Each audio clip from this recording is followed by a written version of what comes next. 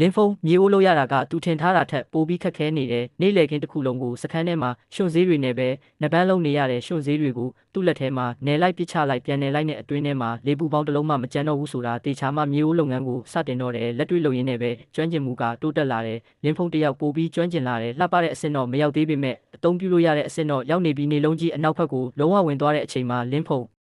ရှေ့ကကြောက်ပြားပေါ်မှာသူ့လှုပ်ထားတဲ့ပစ္စည်းတွေအစီချထားတယ်။အရွယ်အစားမတူတဲ့မြေအိုး၃လုံးဘဲဥပုံမြေကွက်2ခုပကံလုံး၄လုံးပြီးတော့လက်ကင်ပါတဲ့အိုးနှလုံးဒါပေမဲ့အခုချက်ချင်းတော့အသုံးပြုလို့မရသေးဘူး။ရွှွန်စေးစိမ့်တွေကိုအရင်ဆုံးအချောက်ခံရမယ်ပြီးမှမီးပေါ်မှာဖြည်းဖြည်းချင်းဖုတ်ရမယ်လင်းဖုံးကမြေအိုးအစိမ့်10ခုကျော်ကိုကြောက်နိုင်ရဲ့အတွင်းဘက်အချောက်တွေ့ဆုံးနေရမှာတေချာစီပြီးငပြောရွက်တွေနဲ့ဖုံမဝင်အောင်ဖုံးအုပ်ထားလိုက်တယ်ပြီးမှခါးကိုဆက်လိုက်တဲ့သူ့ပိုက်ကမီလာမညစာမစားရသေးတာကိုသတိရတယ်အဲ့ဒီအချိန်မှာပဲလင်းဖုံးရဲ့မျက်လုံးထောင်းကနေလူတစ်ယောက်ရဲ့အရိပ်ကိုလှမ်းမြင်လိုက်ရတယ်အရိပ်ကတဖြည်းဖြည်းနီးလာပြီးမီးရောက်အောက်မှာလူရဲ့မျက်နှာကပိုပြီးထင်ရှားလာတဲ့ကြောက်ရပဲသူမကစခန်းအစွန်နားရောက်တော့ရက်လိုက်ပြီးမီးရောင်ကျရောက်တဲ့နေရာမှာရက်နေတဲ့လင်းဖုံးကမျက်မှောင်ကျုပ်လိုက်တယ်မင်းပါလို့ထက်လာတာလဲပြောစရာရှိတာမြန်မြန်ပြောမပြောစရာရှိရင်ပြန်အိတ်တော့စူဝေဝေကကျမကိုပြစ်မှတ်ထားနေတဲ့အပင်ပန်းဆုံးအလုပ်တွေအကုန်လုံးကျမကိုပဲခွဲပေးတယ်ဒီနေ့လေကတောသီး3လုံးနဲ့မှုနှလုံးပဲရခဲ့တယ်နေ့လေခင်းမှာရေခတ်ဖို့အတွက်2နာရီကျော်လမ်းလျှောက်ခဲ့ရတယ်ပြန်လာတော့ခြေထောက်တွေတောင်မခိုင်တော့ဘူးကျမတကယ်ကိုစားနေပြီးမင်းအုံနောက်မရှိဘူးလားကျန်တဲ့18ယောက်လုံးငါးစီကနေအစားအစာတစ်လုံးမှမရခဲ့ဘူးမင်းကဘာလို့ကိုရနိုင်မယ်လို့ထင်နေတာလဲငါတော့တမထွက်ခင်အဝေးကိုသွားတော့ကြောက်ရကနှက်ခမ်းကိုကိုက်လိုက်ပြီးမီတာနှဲငယ်အကွာကကြက်ကင်ကိုစိုက်ကြည့်နေတယ်သူမရဲ့ခေါင်းထဲမှာအတွေ့တစ်ခုပဲရှိတယ်ဒီနေ့ငါ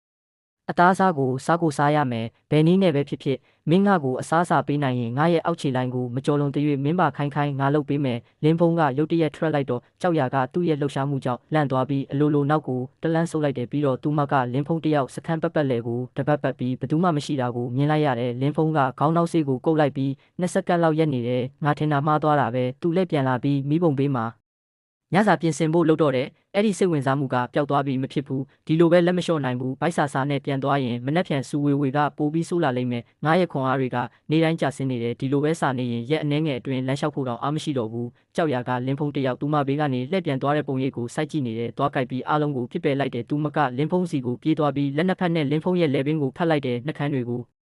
ပြင်းပြင်းထန်ထန်နမ်းလိုက်တဲ့ကြောက်ရရဲ့လှုပ်ရှားမှုကိုသတိထားမိတော့လင်းဖုံးရဲ့ပထမဆုံးတုံ့ပြန်မှုကသူမကိုတွန်းထုတ်ဖို့ပဲဒါပေမဲ့သူ့လက်ကသူမရဲ့ပခုံးကိုထိခံနီးမှာပဲသူ့ကောင်းထဲမှာအတွေးတစ်ခုဝင်လာတယ်ဒီအခြေအနေရောက်မှလူကိုတွန်းထုတ်ရင်ငါကဘာယောက်ျားလဲကြောက်ရကအလိုလိုနောက်ဆုတ်ချင်ပေမဲ့သူမရဲ့ခေါင်းနောက်ဆေးကလက်ကြီးကသူမကိုမလှုပ်ရှားနိုင်အောင်ဖိထားတယ်လင်းဖုံးရဲ့နောက်လက်တစ်ဖက်ကလည်းအလွတ်မနေဘူးကြောက်ရရဲ့ခါးကိုဖက်လိုက်တော့ခံစားမှုတစ်ခုရလိုက်တယ်တွေ့ရတယ်တွေ့တန်းတယ်အစီပိုတစ်စက်မှမရှိဘူးခါးကိုဖမ်းဆုပ်လိုက်တော့ကြောက်ရရဲ့ခြေထောက်တွေကပျော့ခွေသွားပြီး1မီတာ80-80ရက်ကလင်းဖုံးရဲ့ကိုယ်ပေါ်မှာလုံးဝမိတွဲနေတဲ့9မိနစ်အကြာမှာတော့ကြောက်ရကကြက်ကင်တဝက်ကိုကင်ပြီးမိဘုံဘေးမှာထိုင်ကအားရပါရဆွဲဖြဲစားနေတဲ့အစီတွေကလက်ချောင်းတွေတိုင်းလက်ဖမိုးပေါ်ကိုစီးကျနေပေမဲ့သူမကတုတ်ဖို့တောင်ဂယုမဆိုင်ဘူးပါဇက်ထဲမှာအပြည့်တိတ်ထည့်ထားပြီးဆက်ပြီးဖြစ်နေတယ်ဒါကကြောက်ရကျုံးပေါ်ရောက်ကလေးကပထမဆုံးအကြိမ်အသားစားရတာပဲအချင်းတက်များတဲ့တောသီးရွာဒီထက်အစာပေါင်းများစွာကောင်းတယ်ဆိုတာပြောစရာတော့မလိုဘူးအရင်ကကို4ချိန်ထိန်းဖို့အတွက်အစားအစာတိုင်းကိုဂရန်နဲ့အတိအကျချိန်ပြီးစားခဲ့ရတယ်ကျွန်းပေါ်ရောက်ပြီးနောက်ပိုင်းမှာတော့ဗိုက်စာတာကိုအချိန်တိုင်းခံစားနေရတယ်လင်းဖုံးရဲ့ကြက်ကင်ကိုစားလိုက်ရတော့မှဗိုက်ပြေတာကဒီလောက်ပြောစရာကောင်းတဲ့ကိစ္စတစ်ခုပါလားဆိုတာသူမှသိလိုက်ရတယ်ကြောက်ရရဲ့စားပုံကိုတစ်ချက်ကြည့်ပြီးလင်းဖုံးကမျက်နှာကိုလွှဲလိုက်ပြီးမကြေနပ်တဲ့လေတံနဲ့ပြောလိုက်တယ်မင်းဖြည်းဖြည်းစားလို့မရဘူးလားစူပါမော်ဒယ်ဆိုပြီးငါကြည့်ရတာဗိုက်စာနေတဲ့တရေနဲ့တူတယ်ကြောက်ရကပါဇက်ထဲကအသားတွေကိုအားဆိုင်ပြီးမျိုးချလိုက်ပြီးပြောလိုက်တယ်ကျမတကယ်ကိုစားနေတာပါဗိုက်နာအောင်စားတာဘလို့ခံစားရလဲဆိုတာမင်းလုံးဝစိတ်ကူးတောင်မရင်နိုင်ဘူးလင်းဖုံးကမညမတာပြန်ပြောလိုက်တယ်ခံရမှာပေါ့ကြောက်ရကခဏလောက်ကြောင်သွားပြီးတော့ကြက်သားကိုဆက်စားနေတယ်ခံရမှာလားမခံရဘူးလားဆိုတာဂယုမဆိုင်ဘူးအရင်ဆုံးဗိုက်ဖြည့်ဖို့ပဲအရေးကြီးတယ်ပြောရရင်ကြောက်ရတကယ်ကိုစားနေတာကြက်တဝက်ကိုသူမတယောက်တည်းကုံအောင်စားလိုက်တယ်ကြက်ရိုးပေါ်မှာအသားမြင်လေးတစ်စက်မှမကြံတော့ဘူးလက်ချောင်းတွေပေါ်ကအစီတွေအကုန်လုံးကိုတစ်ခုချင်းစီဆုပ်ယူလိုက်တယ်လက်ချောင်း10ချောင်းလုံးပြောင်းလဲနေအောင်ရှာနဲ့လျက်လိုက်တယ်ပြီးမှကြောက်နေရန်ကိုမှီပြီးကျင်းတတ်စွာတက်ပြင်းချလိုက်တယ်အသက်20ကျော်ကြာအောင်နေလာခဲ့တာကြက်ကင်တဝက်ကဒီလောက်ပျော်ရွှင်စေတယ်လို့တခါမှမခံစားဘူးကြောက်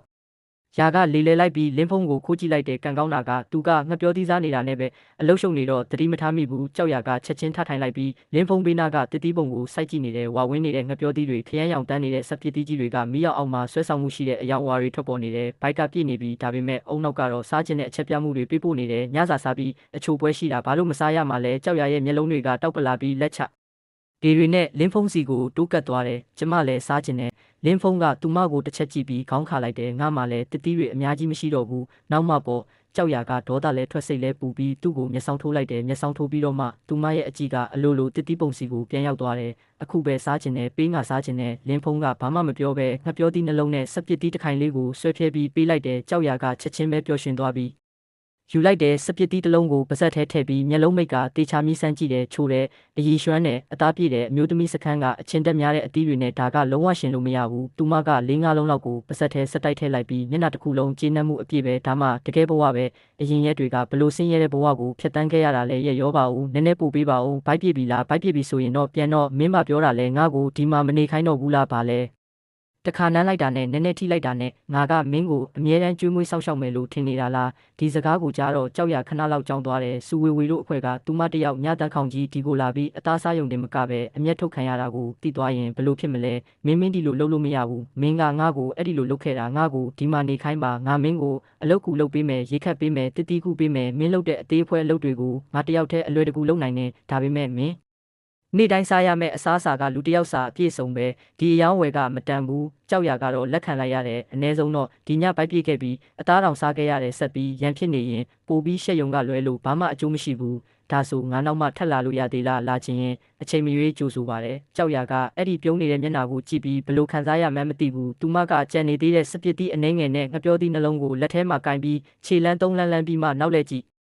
်ကာထွက်သွားတယ်နောက်တနေ့မနေ့စောစောမှာလင်းဖုံးကပုံမှန်တိုင်းမှတ်ပုံတင်ပြီးခန္ဓာကိုယ်ကပိုပြီးတန်မာလာတယ်ငါးကင်တကောင်နဲ့တောသီးချို့ကိုစားပြီးတော့မနေ့ကတူးထားတဲ့ကြောက်တွင်းတွေကိုကြည့်ဖို့ကမ်းခြေကိုရှောက်သွားတယ်ငှက်ပြောရက်ခင်းထားတဲ့တွင်းလေးခုတည်းကရေတွေကတဝက်နီးပါးလျော့သွားပြီးအစွန်းတွေမှာအဖြူရောင်အမတ်သားပပလေးတွေကိုမြင်နေရတဲ့နေကတော်တော်ပူတော့ရေငွေ့ပြန်တော့ကထင်ထားတာထက်ပိုမြန်တယ်ဒီနှုံးအတိုင်းဆိုရင်နောက်တစ်ရက်ခွဲလောက်ဆိုရင်စားအစ်စ်တွေရတော့မယ်လင်းဖုံးကစိတ်ကြည်နူးသွားပြီးစခန်းကိုပြန်လာတဲ့အချက်တွေကိုအစာကျွေးပြီးအနှဲငယ်ရှင်းလင်းလိုက်တဲ့ငါးဖမ်းပိုက်ကိုယူပြီးအဲ့ဒီပရာဒီသူ့ဘက်ကိုထွက်သွားဖို့ပြင်ဆင်နေတဲ့ဒီနေ့ရက်အတွင်းတစ်တီးတွေအများကြီးကုန်သွားပြီးဒီတစ်ခါတော့ပိုပြီးများများယူလာပြီးတိုးလောင်ထားရမယ်တောချက်တွေကတော့ဒီတစ်ခါကန်ကောင်းမယ်လို့မထင်ဘူးကန်ဆန်းကြည့်ုံပဲတကယ်လို့မဖမ်းမိရင်ထောင်ချောက်တွေဆင်ထားပြီးနောက်တနေ့မှပြန်ကြည့်ရတော့မယ်ဒါပေမဲ့မထွက်ခွာခင်မှာလင်းဖုံးကသူ့လိုင်ကူထဲကပစ္စည်းတွေကိုကြည့်လိုက်တယ်အထူးသဖြင့်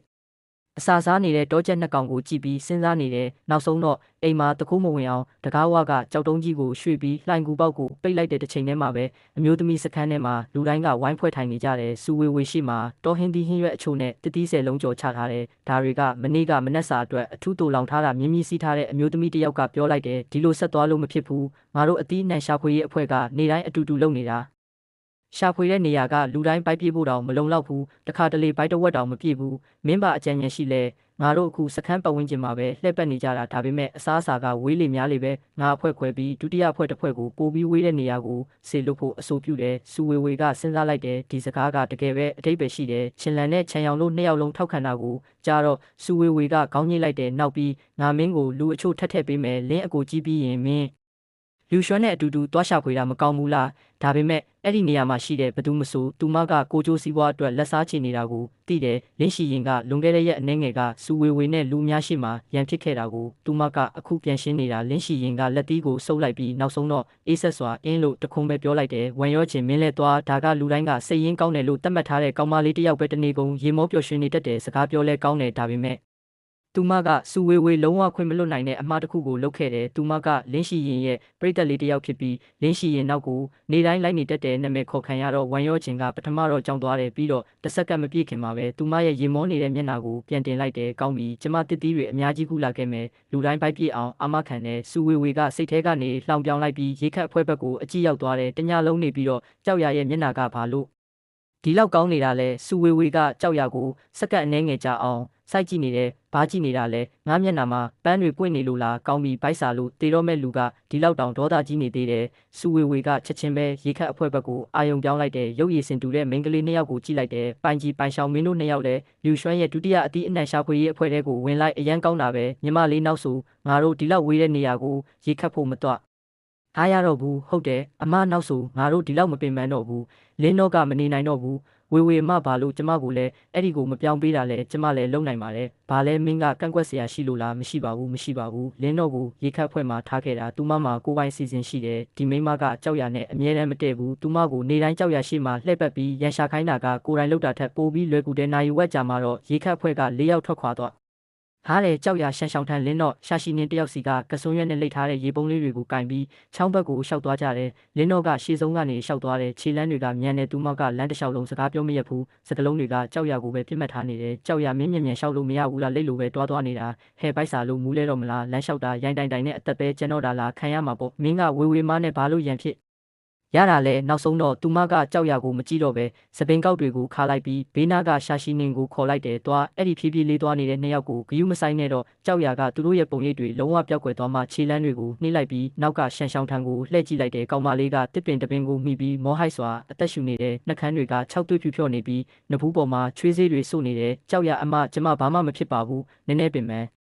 ပြုံမဲနားလိုက်ရင်ကောင်းသွားမှာပါဒီကောင်မလေးကခိုးဝက်ထားတဲ့အမဲသား6တွေကိုခိုးစားပြီးအာတင်းထားပေမဲ့အဲ့ဒီပစ္စည်းလေးတွေကလက်သေးခွန်အရွယ်လောက်ပဲရှိပြီးအရွယ်ရောက်ပြီးသားအမျိုးသမီးတစ်ယောက်ရဲ့ခွန်အားကိုလုံးဝမလုံလောက်ဘူးနေတိုင်းရေခတ်အဖွဲနဲ့အတူတူနိုင်ပေါင်းများစွာပြေးလွှားနေရတာကိုထဲမပြောသေးဘူးရှန်ရှောင်းထန်ကအာတင်းပြီးခြေလမ်းနှဲငယ်လှမ်းလိုက်တော့ဒူးတွေကရုတ်တရက်ပြော့ခွေသွားတဲ့ကြောက်ရကချက်ချင်းရှေ့ကိုတိုးပြီးသူမရဲ့လက်မောင်းကိုဖမ်းဆုပ်လိုက်တဲ့ပူပြင်းတဲ့ရာသီဥတုမှ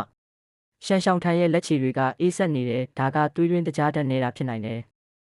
ကြောက်ရကပတ်ဝန်းကျင်ကိုတစ်ချက်ဝေးကြည့်လိုက်ပြီးလင်းတော့နဲ့ရှာရှိနင်းတို့အဝေးကိုရောက်သွားပြီဆိုတာတေချာမှဒီဘက်ကိုမမြင်နိုင်တော့ဘူးသူမကကဆွန်းရွက်နဲ့လိတ်ထားတဲ့ရေပုံးကိုဖြတ်လိုက်တော့အတွင်းနေရံနဲ့အပြင်နေရံကြားကအလွှာကိုမြင်လိုက်ရတယ်အဲ့ဒီထဲမှာနည်းနည်းပြော့နေတဲ့ငှက်ပြောသီးနှလုံးနဲ့ခရမ်းရောင်တန်းနေတဲ့စပစ်သီးလေးလုံးထည့်ထားတယ်မင်းညကလင်းဖုံးစီကနေယူလာတာကိုယ်တိုင်ခိုးစားဖို့စဉ်းစားထားတာဒါပေမဲ့ရှန်ရှောင်းထန်တယောက်ဘဲအချိန်မစိုးလဲကြတော့မဲ့ပုံစံကိုမြင်တော့ပစ္စည်းရဒီကိုရှန်ရှောင်းထန်ရဲ့ရင်ခွင်ထဲကိုထိုးထည့်လိုက်တယ်။ယူမြန်စားအချိန်မဆွဲနဲ့ရှန်ရှောင်းထန်ကသူမရဲ့ရင်ခွင်ထဲကငှက်ပြောသီးနဲ့စပစ်သီးတွေကိုကြည့်ပြီးဗိုက်စာလို့အမြင်မားနေပြီလို့တောင်ထင်လိုက်တယ်။ဒါကတိုးနေစားခြင်းရင်မြန်စားကြောက်ရလက်လွတ်လိုက်တော့မှအဲ့ဒီစပစ်သီးလေးလုံးကိုသူမကတုံရင်နေတဲ့လက်တွေနဲ့ပါဇက်ထဲကိုတလုံးချင်းစီထည့်လိုက်တယ်ပြီးတော့ငှက်ပြောသီးတစ်လုံးကိုခွာပြီးအားရပါးကိုက်စားလိုက်တယ်ကြောက်ရကရှန်ရှောင်းထန်တယောက်မျက်ရည်တွေနဲ့စားနေတာကိုကြည့်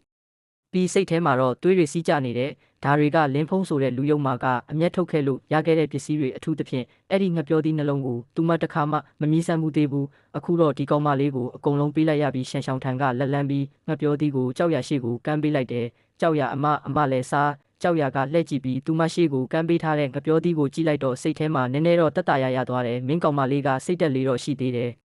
အကားကျွေးတာမဟုတ်ဘူးသူမကခေါင်းခါပြီးရှန်ရှောင်းထန်ရဲ့လက်ကိုပြန်တုံးပို့လိုက်တယ်ငါမစားဘူးမင်းပါသာစားကြောက်ရအမဒီပစ္စည်းတွေကလင်းဖုံးစီကရတာမလားလင်းဖုံးစီကနေငှက်ပြောသီးကိုဘလို့နီးနဲ့လဲခဲ့တာလဲကျမအမရဲ့လှုပ်ဝက်ချက်ကိုထိမ့်သိမ့်ပေးမယ်တေးရင်တောင်အမကိုတစ္ဆာမဖောက်ဘူးကြောက်ရကလှည့်ကြည့်ပြီးရှန်ရှောင်းထန်ရဲ့အလေးနဲ့ထားတဲ့မျက်လုံးတွေကိုကြည့်လိုက်တော့စိတ်ထဲမှာတဖြည်းဖြည်းတက်တာရလာတယ်မင်းပြောတဲ့အတိုင်းလုံနိုင်ရင်အကောင်းဆုံးပဲပြောပြီးတော့ကြတောက်ရကရှေ့ကိုတလန်းတိုးပြီးရှောက်သွားတဲ့ခြေလမ်းတွေကတိတိတတ်တာပို့ပြီးပုတ်ပါလာတယ်ဟေးကြောက်ရအမကျမကိုစောင့်ပါဦး